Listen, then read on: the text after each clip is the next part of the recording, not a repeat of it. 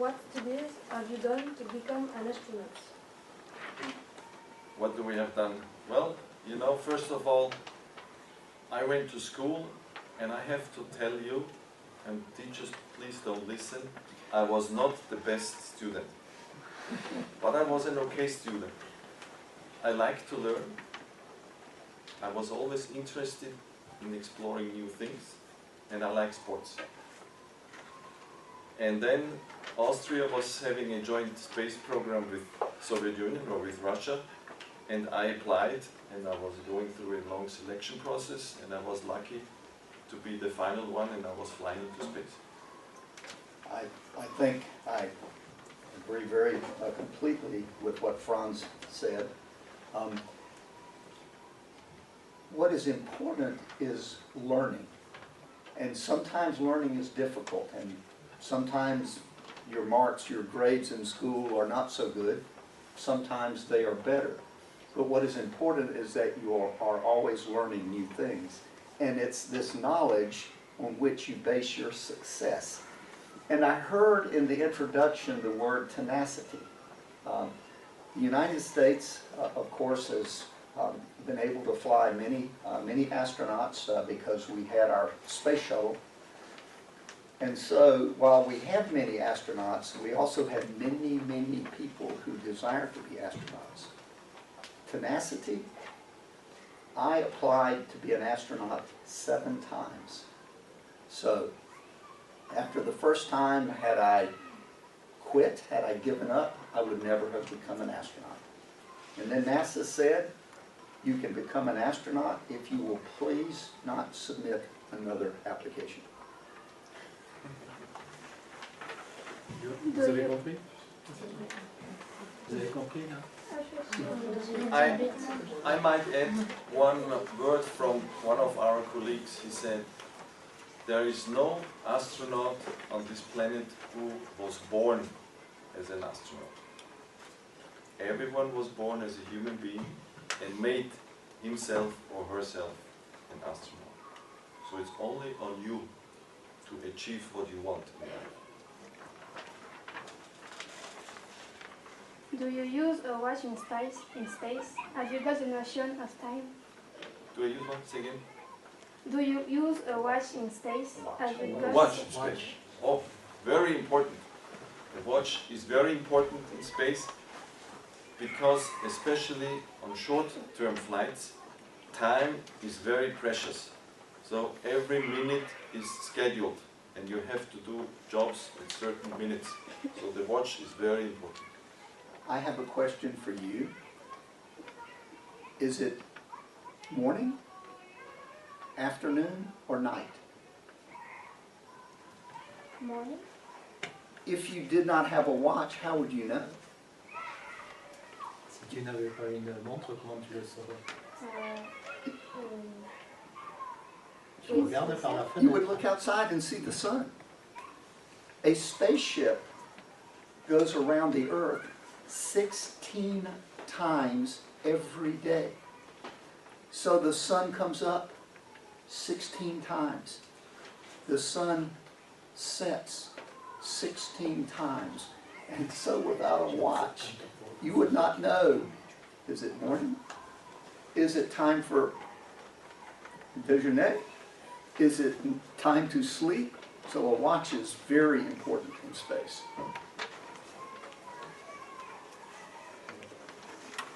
Was it your dream as a kid to become an astronaut? Yes. No. And it was a dream, but not a dream where I said, well, if I will not become an astronaut, I will be very unhappy. I have seen, when I was 9 years old, Neil Armstrong walk on the moon. And of course I said, well, I want to do this. This is fascinating. But you know, I also wanted to become a soccer player. I wanted to become many things. Again, it's important to dream, to have visions, and to follow those goals. No. My father was in the American Army, and I wanted to be an American soldier. And so after I had become an American soldier, the Army let me fly helicopters and airplanes. And then I read, oh goodness, almost 40 years ago, that an American soldier became an astronaut. And I thought, well, what do I need to do to become an astronaut? And so I learned that as an American Army helicopter pilot, I could, if I had more school, if I went back to university, if I learned to fly experimental airplanes, maybe I could become an astronaut. I did. How many expeditions did you go on? I mean, space shuttles. I flew on missions. How many missions? I flew on the space shuttle 3 times. And then, oh goodness, maybe when the year some of you were born, in 2005, I flew on board a Russian Soyuz spacecraft and then had a mission of 6 months on the International Space Station. And I flew only once on the Soyuz spacecraft to the Mir space station, which was a space station 20 years ago in orbit. Is there a space sickness? Is there a space sickness? Is there space sickness? Yes, there is, but not for everyone. It depends. Some people have space sickness, and I understand it's usually at the beginning of a mission, 3, 4, 5 days, and some don't. I think maybe 30% or so they have space sickness and the others don't. And you cannot predict why someone is having a space sickness and the others don't, at least to my knowledge. Good answer. When you train in the pool, is the gravity exactly the same as in space? Well, this is a very good question. The gravity, from a physics point of view, is almost the same, but you don't feel it. Because you are, as Bill mentioned, flying around the Earth, and you all know a washing machine. There is a centrifugal force. Where's the professor? Back there, right? And this, so you're pulled down, and the gravity is pulling you in. And these two forces are equal. So you don't feel anything, you're floating. This is a very special and great feeling. Cool. Nowadays people say cool. So on the ground, we try to train on the ground to be well prepared for flying space. And the one thing that we feel in space that affects everything that we do is that we do not feel gravity. If I take in space, if I take my pen and I release it, it will just stay there. And so we cannot make that feeling on the Earth, whether it's in a water tank. Sometimes in an airplane you can do it for maybe a minute, maybe less. But living when you do not feel gravity, when you float everywhere, is very special. What are your daily habits? What are your daily habits? What are our daily habits in space or on the ground? On the ground, as I'm here visiting this wonderful city of Toulouse, my daily habits are enjoying very good French wine. But we're not allowed to do that in space. And as Franz said, on some missions, the schedule is very, very busy. The astronauts and the cosmonauts have so much work to do that they are always very, very busy. On the International Space Station, because we spend such a long amount of, so many days there, the schedule is a little slower. And so in the morning, wake up 6 o'clock, 7 o'clock, have breakfast. 8 o'clock, talk to the ground. 8:30, begin doing experiments. 10:30, exercise. 12 o'clock, lunch. 1 o'clock, more experiments. 3 o'clock, more exercise. 5 o'clock, talk to the ground again. 6 o'clock, dinner. And 9 o'clock, go to sleep. And it's almost the same every day, but the experiments are different. And then some days we do special things, like put on a spacesuit and go outside, or get in our Soyuz and move to a different part of the space station. Or sometimes talk to celebrities on the ground. Do we know who Paul McCartney is? Sir Paul McCartney, the singer? Okay. Well, we're different generations. Are any of you Harry Potter fans? Any of you read the Harry Potter books? Yes? Yes. So, do you know who wrote the Harry Potter books? J.K. Rowling? She asked me to call her Joe, because I got to have a conversation with her while I was on the space station. And she asked how I thought her next book would end. I was wrong. You have to say that you have every week 1 day off. We did. One day off. Saturday morning we would clean the space station. Saturday afternoon I would do extra experiments, and then Sunday until we had to communicate, had to talk on the radio with the ground. On Sunday we had that day off. I have a question for you now. You heard what he said. In the morning, exercise. In the afternoon, exercise.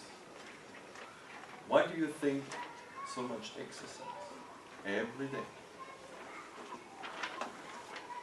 Each time 1 hour exercise. Nearly 1 hour.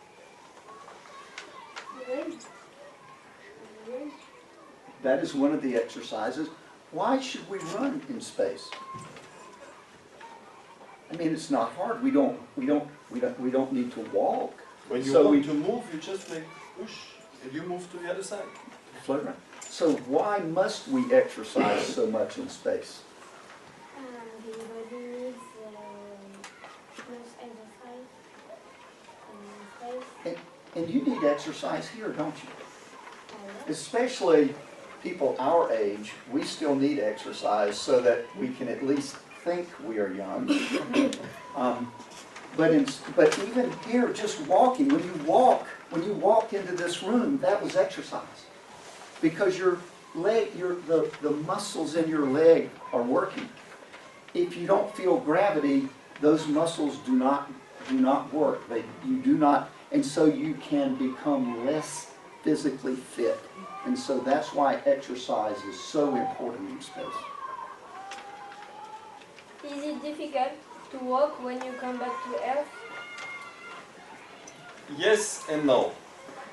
If you have exercised very regularly, it's much more easy than if you have not exercised. But this is also a question of being a little dizzy, because when you come down and you feel gravity, your brain is, you're dizzy. Who was drinking already? Teachers don't listen. Who was drinking already in her life or his life a little bit too much alcohol? Nobody. Nobody. But when you drink a little bit too much, you're like a little bit dizzy. And this kind of feeling you have when you come down. So walking is a little bit difficult the first few minutes. So we saw a video, and perhaps some of you were in it, where you were standing on one foot and throwing a ball from one to the other. Imagine that's all, that you don't have another foot that you can put down, and that it is so hard to stand up. That's very much, and you're strong enough to stand up, but it's hard to balance. And that's very much what we feel when we come back from space. How long can you stay in space? Ooh. You know, there is a record from one Russian cosmonaut. He flew 14 months in one. 14 months without interruption. He was a doctor. He was a doctor. For the echo. So I think it's not so much a physical issue, it's probably more a mental issue. And I think the record of a human being in space, you know, for 6 months and then another 6 months, I think is over 3 years or something. Right? It's 800 and some days. So 800 and some days, so two years and something. Just very recently, an astronaut and a cosmonaut spent about 340 days in space. And the astronaut, Scott Kelly, has started writing, he's been writing stories about what it was like, and it is very difficult on the human body to stay in space that long. And that's one of the things we hope to learn on the International Space Station, is how to keep people healthy in space. Because a trip to Mars, just to go to Mars, will take 9 months. And then you must spend 18 months, 15 months, 18 months on Mars before you can come home, which is another 9 months. And so being in space is very hard on your body. What are the consequences? What are the consequences of the human body? On the human body. On the human body of being in space. Well, we talked before, when you are in space, you don't need your muscles. You don't need your leg muscles, because you're not walking. To move, just push a little bit and you're floating already. So your body is reacting immediately by the muscles becoming very weak, weaker and weaker. And this is why we have to exercise. Now, when we get into space and we are in 0G, weightless, then out of a sudden all the body fluid, which is now here being pushed down by gravity, is coming up. And you see the astronauts becoming these puffy faces. And your body reacts immediately by releasing liquid. So you have to go to the toilet the first 2-3 days very often. What else? Would any of you like to be taller? Would you like to be taller? Would you like to be higher? Well, go to space. If you go to space, people who go to space become between about 3 and 5 centimeters taller. But when you come home, shrink. When did you realize you wanted to become an astronaut? When did I realize that I wanted to become an astronaut? Let's put it that way. I was working at the university on my PhD, and I was reading in the newspaper, and I heard on the radio that an Austrian can apply to become an astronaut.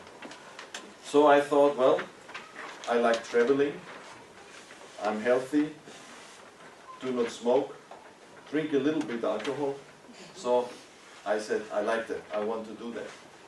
But this was also a little bit, you know, when you are young, you want to do many things.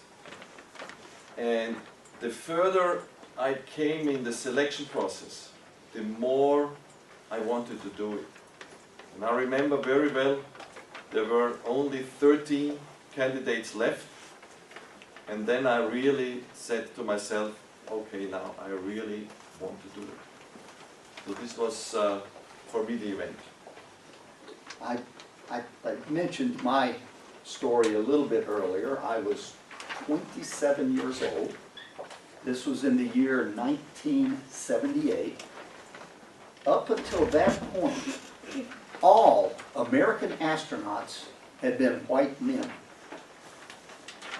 And NASA selected 35 new astronauts, which included the first women for the United States, the first African Americans, the first Asian Americans, and the first Army guy.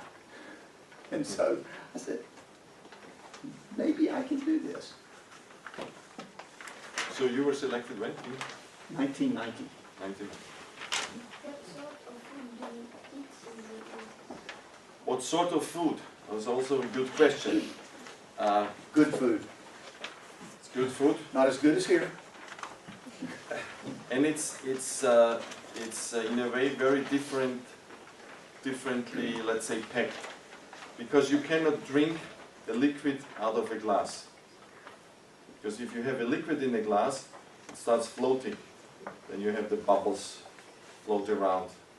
So everything is in plastic tubes or plastic bags. Then you have tins, you know, with some meat or fish, whatever, or vegetables. Or a big part is also dehydrated food, which is food prepared here on the ground and then shock freezed. And it becomes a powder. And this powder is then packed, it's very light, and then sent up to the space station. And on the space station, you open this bag, you add some hot water, mix it in the bag, then you get back your food, whatever you ordered. For instance. Yeah, so food is good. You have, of course, not often fresh fruits or fresh vegetables, because the cargo ship comes up only every 6 months. So only when the cargo ship comes up, you might get fresh food. What emotions do you feel up there? What emotions? Whoa. I think the first one is relief. So here, you have been trying to become an astronaut for many years. You want to fly in space.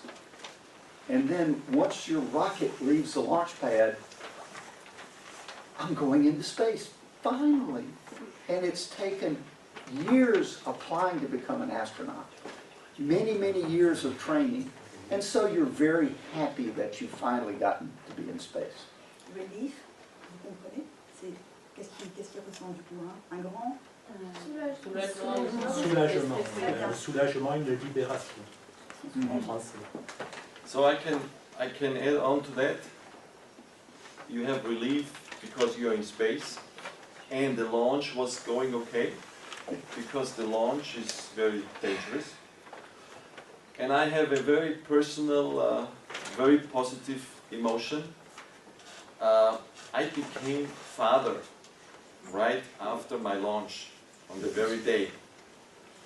But I didn't know. I mean, I know I will become father one of these days, but so I was sleeping, and the next day in the morning, the mission control was waking me up and told me, well, yesterday you were becoming father of a nice daughter, and that was for me, you know,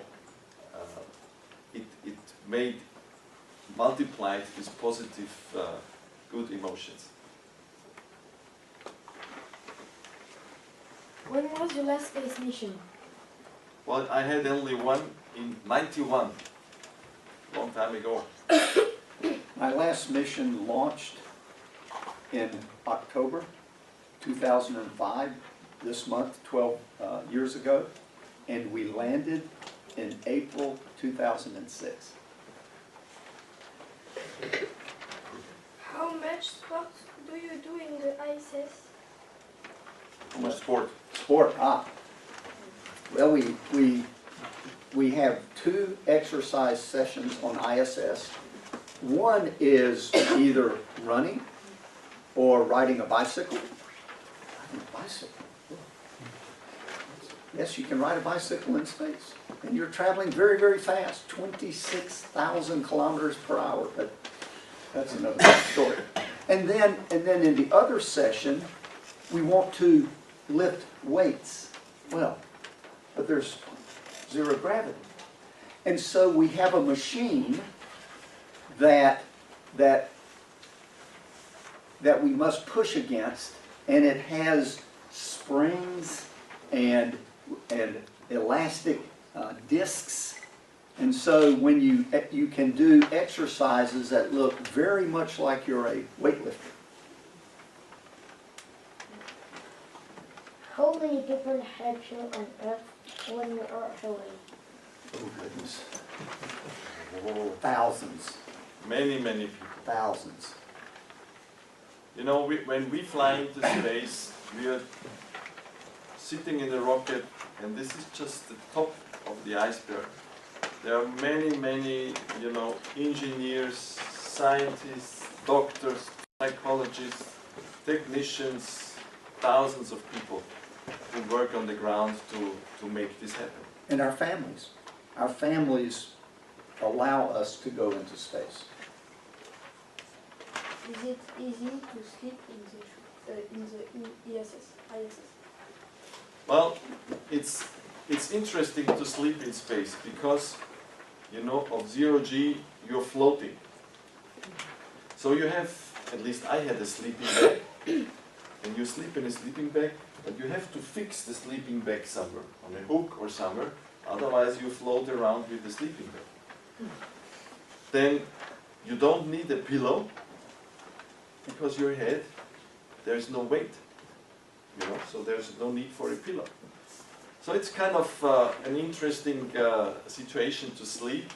I remember I had back pain a little bit always because, you know, as he mentioned, you're stretching and there are muscles, you know, when you're standing here on ground, the head is fixed here in the back and is actually falling always in front.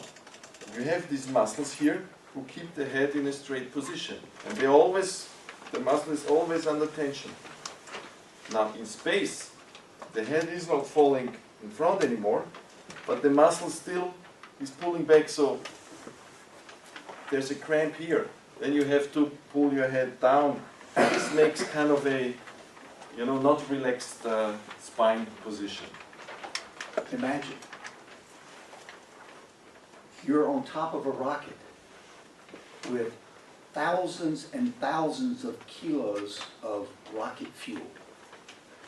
And someone is going to press a button and launch you into space. It's very, very exciting. And when you're very, very excited, is it easy to go to sleep? Not for me. And so the first few days I'm in space, I'm still so excited by the launch of the rocket and finally getting to the space station that I find it difficult to sleep. After several days, it's easy again, and you're very, very comfortable because you aren't lying down on a bed. But and most astronauts do not sleep as long in space as they do on the ground. Astronauts sleep usually only about 6 hours. Are you jet lagged for a long time when you come back? Are you jet lagged? That's a good question. And so we talked about when we wake up and when we go to sleep, and we are on Greenwich Mean Time. We're on the time that the standard time for which all areas in the world are set. So here in France, we're what, an hour ahead of the time in London. So on the space station, we're on London time. And so when you come back, you're going to, well, we land in Kazakhstan, and so that's even 2 more hours further to the east. And so there is a little bit of a time change, but because you feel so many other strange sensations, you really don't feel jet lag. You feel very tired, though, very tired. And if you've been in space for a very, very long time, your muscles are sore. It's difficult. You cannot, for the first few hours, you cannot stand alone. Someone always has to hold your arms when you walk. And so everything feels so unusual. I never felt jet lag. Would you like to go to Mars? To Mars? Yes. Yes, absolutely. Better than that, I would like for one of you to go to Mars. So you're, how many years? 12, 13? Yep. Something like that? Is that how many years old? Is that your age is 12, 13 maybe? Yep. And so we think the first people can go to Mars in about 20 years. One of you could be a young French astronaut by then, and you could be one of the first people on Mars. I believe the first humans who will go to Mars are probably going to school now. Do you need to be healthy to be in space? You need to be healthy to be in space. Yes, you need to be healthy, you need to be fit, but you don't have to be an Olympic champion in running or weightlifting or whatever.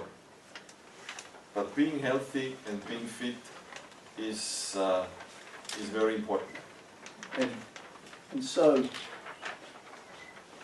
being healthy and being in space is difficult on your body. And so that's why it's important. That's another reason it's important to be fit and be in good health.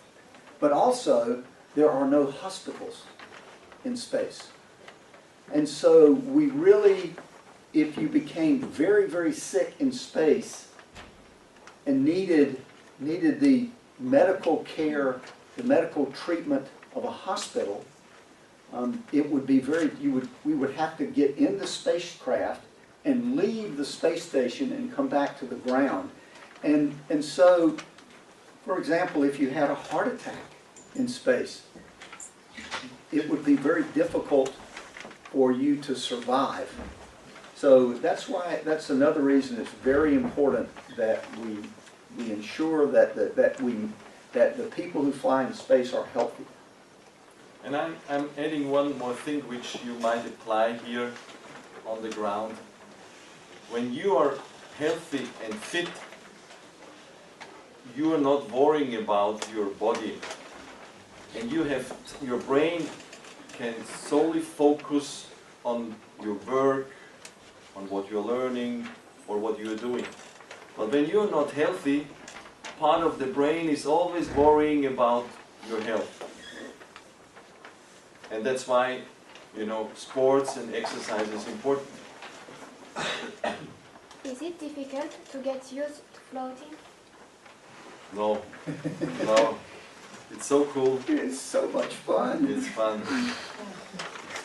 As Franz said, if we were floating, I would have to have my foot hooked somewhere, like under the chair, so that I could remain in this place and talk to you. But then if I wanted to go over to Dr. Comey, I would simply give a little push, and then I would lift my feet up, I would glide over there, hold on to a rail on the wall, and it gives you the freedom. You feel like you really are flying like a bird. Who knows Superman? Everyone, you can fly like Superman. What's your best memory in space? Best what? Memory. Oh. Well, for me it was easier. It was the moment when I was in the space station, and I told you before I was becoming father, and Mission Control was sending a video of my daughter to space station. That was for me the best memory. That is the most difficult question we get asked. Mhm. There are so many wonderful things. If you like exciting, to feel exciting things, the launch is marvelous. And then you see the Earth for the first time from space, and it's magnifique.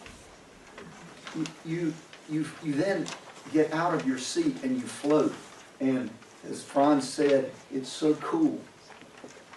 But maybe, oh, and I had the opportunity to do 4 spacewalks, put on a spacesuit, and go outside of the spaceship. And that's really, that's really, really cool, because not only are you floating, you are floating outside. And everything is, well, maybe a little bit scary. But I think my favorite thing about being in space is the people that I flew with. Those are some of my very best friends. One of the ladies that I flew with, I really consider her my sister. And then the Russian cosmonaut I flew with, Valery Ivanovich Tokarev, is my space brother.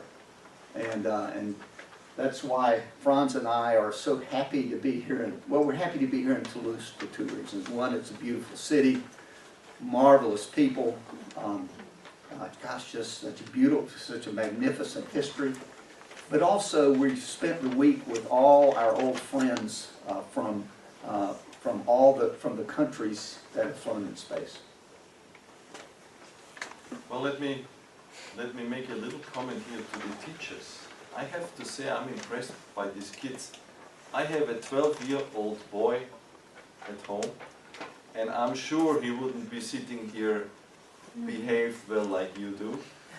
And you know, today he has math test, and let's see how the result will be. So to tell a little difference, so Franz has a 12-year-old son. I have an 11-year-old granddaughter. Okay. Is it difficult to work in space? Is it difficult to work in space? I would say yes and no. There is many things you have to adapt to. For instance, if you want to screw something, here on the ground, you know, you just screw. There's no problem, because you are fixed on the ground, and it's very easy. If you do this in space, you're floating, and you want to screw, and you realize it doesn't work, because you are going the other way. So you have, as he said, you have to fix yourself always somewhere to screw something. So these are things you have to consider. When you have many tools, the tools are not on the table like this. They start floating. So if you have 3-4 tools, out of a sudden you have 3-4 tools. So you have to fix everything. And there is, who knows Velcro? You know, many things have Velcro. So everything is always fixed on the wall. But there is, so let me ask you, what direction is up? What direction is up? What direction is up? Up. Point to up. Where's Point, up? point up. Point down. Why? Why is that up and why is that down? Gravity, yes? Up, down. Gravity. Gravity, the direction that gravity moves things is what we just decided to call down. But in space, up and down can be whatever you want them to be. And so, for example, if I wanted to go under that table, Here, I have to bend down and, for old people, that's hard. But in space, I would just flip up, my feet would be here, my head would be down there, and suddenly, that would look like up, and that would look like down. And so, if you learn how to use being weightless, it can make work easier. But we all were born and lived most of our lives here on earth. So the way we do things, such as putting a tool down and then coming back to, and I know it's still going to be on this table when I look back at it.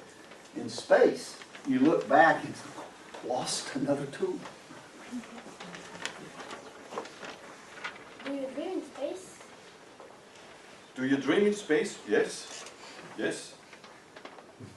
Why not? Why not? Absolutely. Here's an interesting thought. So, while you're going to sleep and before you started dreaming, your eyes are closed. And suddenly, with your eyes still closed, Yeah. there's a brilliant streak of light through your vision. But your eyes are closed. And so, we live on a wonderful planet. There's a magnetic field around the Earth.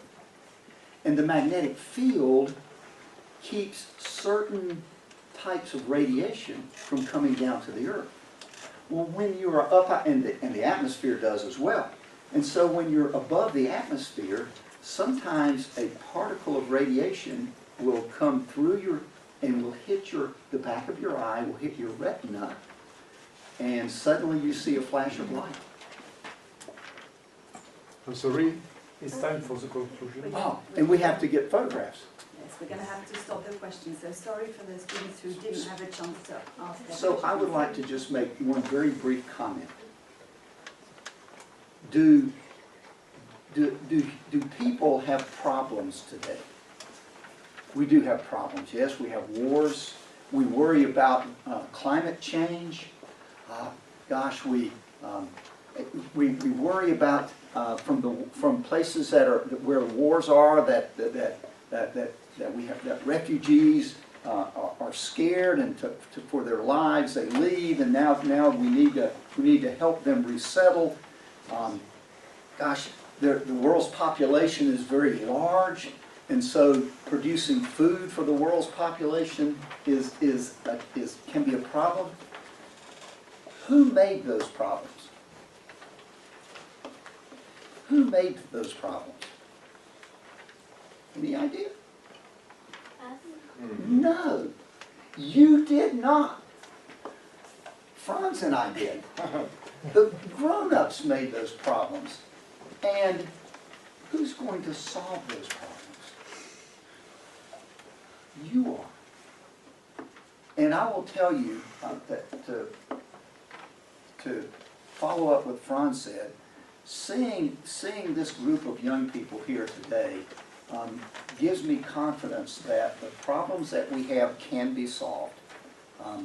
I apologize that as an adult, that as adults we are leaving those problems to you, but you can thank me later. Thank Okay. you so much for your visit. We will remember this moment. It will be fun to tell our friends and family. Well, please do. Thank you. Thank you very much.